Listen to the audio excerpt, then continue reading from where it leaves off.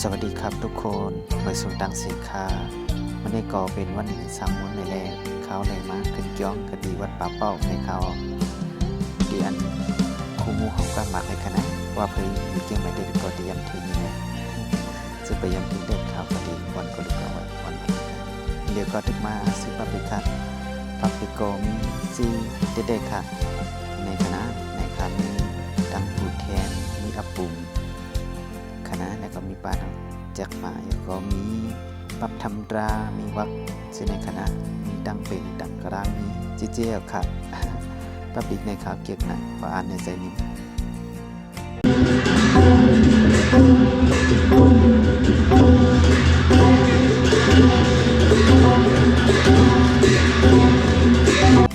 มือในมีเจ้าตาหน้าหลายๆเจ้าหลายๆก็คณะ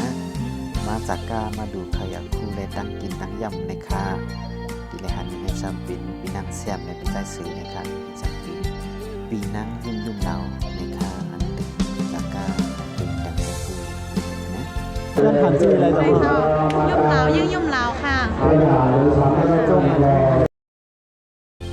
เดี๋ยวก็ตึกสิบว่าที่กล่าวไว้ของวัดป่าเป้าในค่าครูหมู่ก็มาเป็นนั่นคณะมาค่ะวันสำคัญ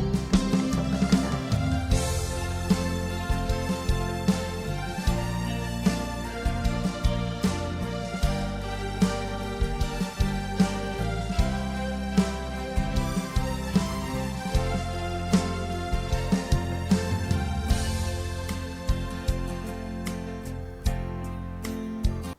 อันข้าวเขากับไว้อยู่ย้ำเร็วในปิ่นกองมูวัดป่าเป้าในคา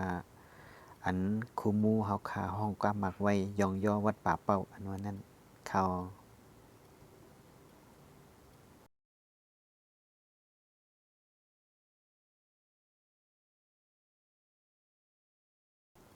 ในยกคณะอันคูมูเฮาคาห้องกว้างมักไว้อันว่ากองมูล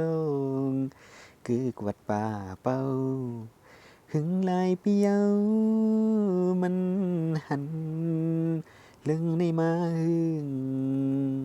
ไผเลยทำก็มันสำตีขึ้นลัดลอยลองมันนำคือเพราะว่าเป็นปีน้องไต้เฮาคาซื้ออยู่เกียงใหม่เต้ติยามฮอตติยามมาหรือมาไว้กันอยู่ก็ในค่ะเนาะเพราะว่าปีน้องไต้เฮาคาเสื้อนำยามมาฮอตถึงเกียงใหม่นี่ก็มาหลีจอมข่าวอะไรอยู่ในคณะข่าวที่อ่อนกะหลีเที่ยงรายได้ดีนี่นะ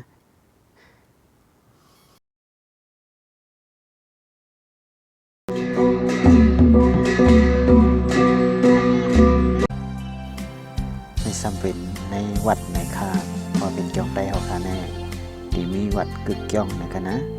เพราะว่าเรือนรับเรือนมวลมาในเฮาคาที่ตั้งซ้ำตัวลงในคาในซ้ำเป็นพระอันเก่าแก่ได้เฮาคากูบอกในคาและมีแทนมันเป็นคู่ของเก่าแก่ได้เฮาคากูบอกนั่นแทนตามลำดับหลายในคณะเพราะว่าไปก่อเขาไปนอกเขามาเลยมาในวัดนี้มาดูมาไว้มาโดยติเลหันเลยค่ะไม่เป็นคู่ของเก่าแก่แต่เฮาคากูบอกในคณะติเลหันอยู่ยามเร็วในคณะ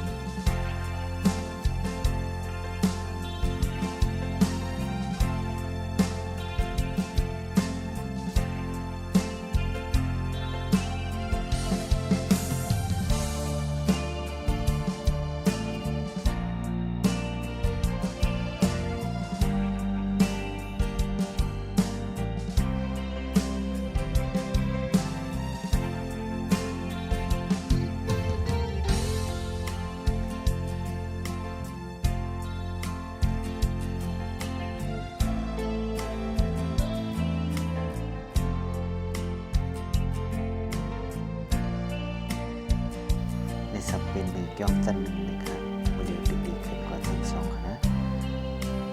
ถ้าสองให้ดีดีเอาค่ากว่า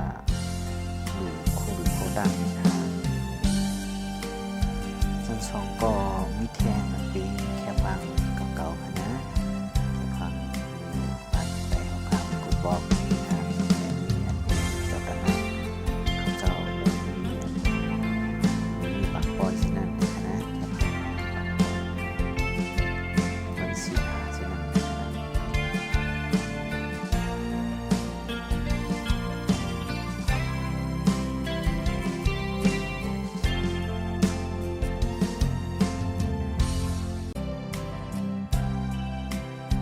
เมืองไทยในพิงทุงแต่ละดีที่เปิงกันมีวิธีนะคะนะย้อนเพื่อว่าเป็นก้นเมืองอันขึ้นหนาแลในเพราะว่าลูกโคด้านในเต็มลูกมือเดียวกันมันหมดนะคะที่ลูกกันเป็นสุขจะในคณะประมาณ10 ปลาย 20 ปลายซึ่งในสิ่งนี้เราก็แทงสุขเนี่ยแทงสุขจำดีมากใน